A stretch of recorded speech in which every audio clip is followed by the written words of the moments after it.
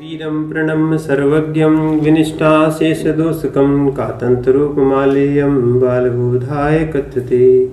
पंच परमेश्वरी भगवान की जय हो। परम पूज्य आचार्य श्री सरवर्ण महाराज की जय हो। परम पूज्य आचार्य श्री भावसेन त्रिवेद महाराज की जय हो। परम पूज्य गणाचार्य गुरु विराग सागर जी महाराज की जय हो। बोलो परम पूज्य गुरु शिक्षा विश्व सागर जी महाराज की जय हो। अभी आप ई कारांत पुल्लिंग की शब्द पढ़ रहे थे, उसके बाद अब आगे आता है उकारांत पुल्लिंग।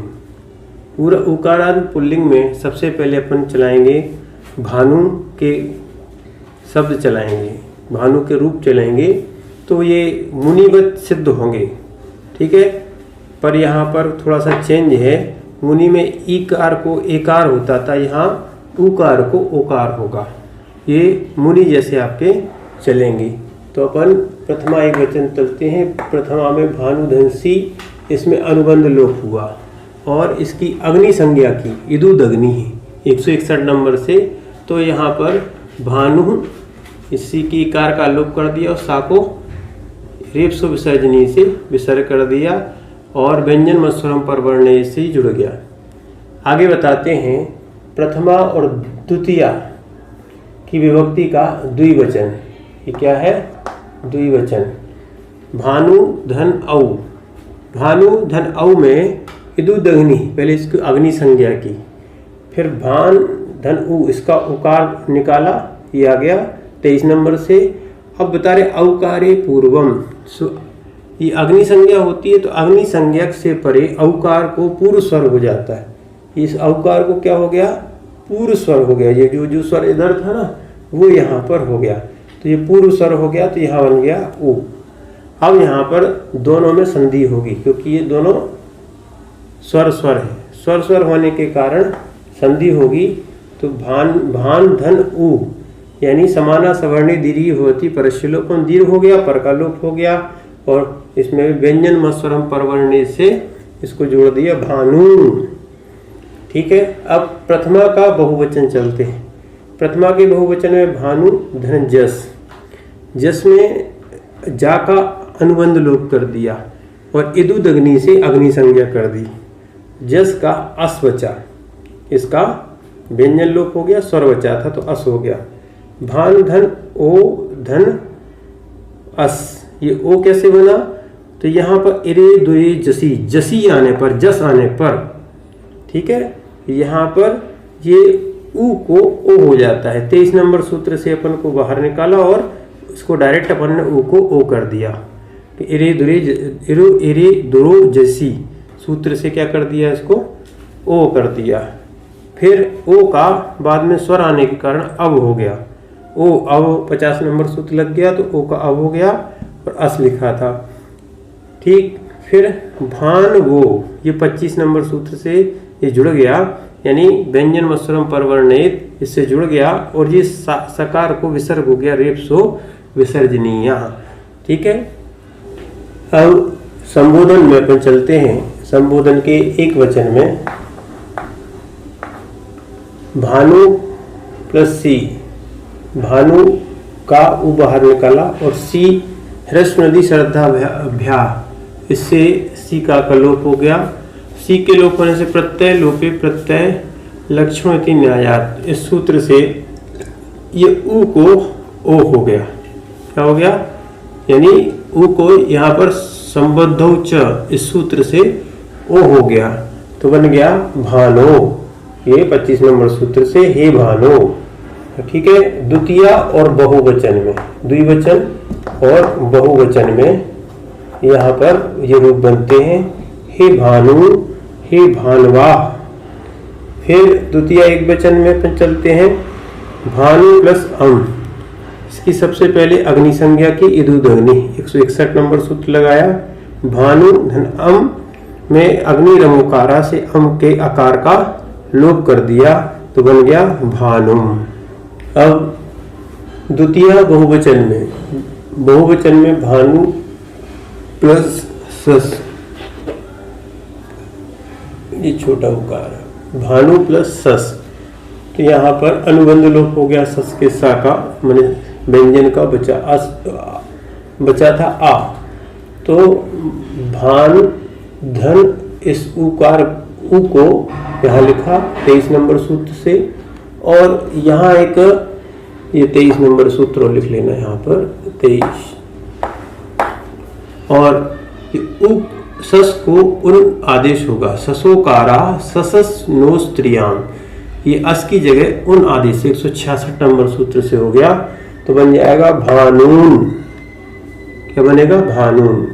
तृतीया एक वचन में चलते हैं। भानु प्लस टा इदुदग्नि, पहले अग्नि संज्ञा की, फिर भानु उस टा को ना आदित होगा आस्त्रियाम टाना, यहाँ पर टा को ना आदेश होता है जो स्त्री संज्ञक नहीं है, भानु पुल्लिंग है, इसलिए यहाँ पर 25 नंबर से जुड़ गया, हो गया भानुना।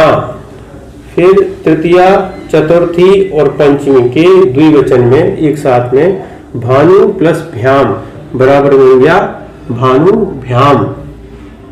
तृतीया बहुवचन में भानु प्लस भिस आने पर भानु भी सीधा जुड़ गया, ये सकार को विसर्ग हो गया रेपसो विसर्जनीय। चतुर्थी एक वचन में भानु प्लस गी, तो यहाँ उस गी का अनुबंध लोप हो गया, स्वर बचा इसका, यहाँ लिख दिया ए, भानु उ बाहर निकाली और गी 23 नंबर से बाहर निकाला, गी से उ को ओ आदेश हो जाता है। क्या हो जाता है? उ को ओ आदेश होने के कारण 168 नंबर सूत्र लगता है। और भानु, अब ये दोनों स्वर थे, स्वर के कारण फिर ये संधि होगी, स्वर संधि ओ को औ 50 नंबर सूत्र लग जाए ओ औ, तो भानु धन औ धन ए, इन सबको जोड़ेंगे तो बन जाएगा भानवे, ये चतुर्थी एक वचन में।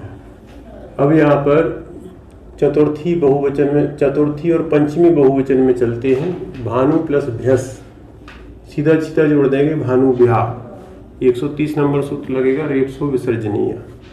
इसके बाद पंचमी और षष्ठी का एक वचन दोनों एक से बनेंगे, तो भानु प्लस गसी और गस, सबसे पहले गांव ई का और गांव का अनुबंध लोप किया, अनुबंध लोप होने के बाद भानु धन उ अस अस, ये 23 नंबर सूत्र से अपन ने निकाला, अनतिक्रमयन विश्लेषित। फिर भान धन उ को ओ हो गया और अस, ये हो गया गसी गसोर लोपश्चय, तो इसको उ को भी ओ भी हो जाता है और अकार का लोप भी, एक सूत्र से दो कार्य होते हैं, 169 नंबर का ये सूत्र है। तो यहाँ बन गया भानो और साका हो गया विसर्ग रेपसो विसर्जनीय। इस प्रकार षष्ठी और पंचमी का एक वचन एक सा बनेगा।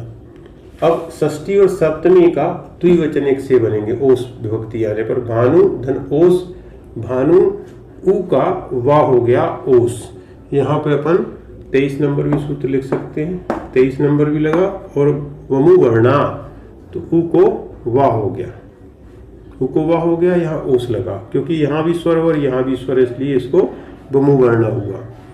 तो भानवो यहाँ पर मिला दिया इसको 25 नंबर सूत्र से, और व्यंजन स्वरम पर वर्णित, और सा को विसर्ग हो गया रेपसो विसर्जनी से।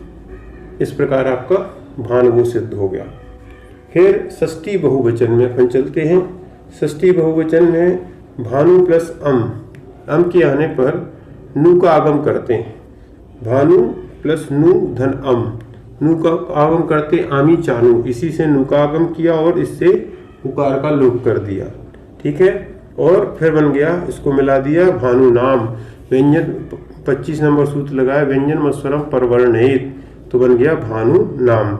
इस प्रकार आपका ये षष्ठी बहुवचन रूप सिद्ध हुआ। सप्तमी एक वचन में भानु प्लस गी आने पर भान का उ निकाला और गी, ये 23 नंबर सूत्र से एक किया, अनतिक्रमयन विश्लेषित।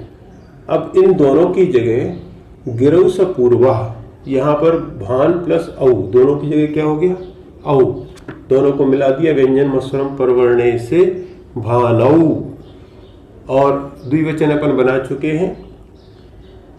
अब बहुवचन में भानु प्लस सुप, सुप में स्पा का अनुबंध लोप किया, भानु शा, ये नामी है, इस कारण से सा को शकार आदित हो जाता है, नामी करपरा प्रत्यय विकार गमस्ता सी सम नु विसर्जनीय शांतरूपी। इससे ये सकार हो गया। इनको अपन ने व्यंजन मत्स्वरम परवर्णय 25 नंबर सूत्र से ये भानु शुहु, इस प्रकार आपके भानु के रूप पूरे हो गए। अब अपन भानु की रूपमाला पढ़ते हैं। भानु प्रथमा में होगा भानु भानु भानवः, संबोधन में होगा हे भानो हे भानु हे भानवः। द्वितीया में भानुम भानु भानून। तृतीया में भानुना भानुभ्याम भानुभी। चतुर्थी में भानवे भानुभ्याम भानुभ्यः। पंचमी में भानो भानुभ्याम भानुभ्यः। षष्ठी में भानो भानवो भानुनाम। सप्तमी में भानौ भानवो भानुषुः। इस प्रकार ऋतु के, मरु के, गुरु के, धातु, सेतु, बाहु, वायु, बहु इत्यादि शब्द के रूप ऐसे ही सिद्ध होंगे। ठीक है, परंतु मेरु, गुरु, तरु इत्यादि शब्द में तृतीया और षष्ठी विभक्ति के नकार को, इस जो नकार आता है ना अंत में, वहाँ नकार को ड़कार हो जाएगा। यहाँ पर रस श्री वर्णेभ्यो रूढ़मन्त्या स्वर हायावा कवर्ग पवांतरोपी से ना को णकार आदेश हो जाएगा। इस प्रकार आपका उकारांत पुल्लिंग प्रकरण पूर्ण रूप से समाप्त हुआ।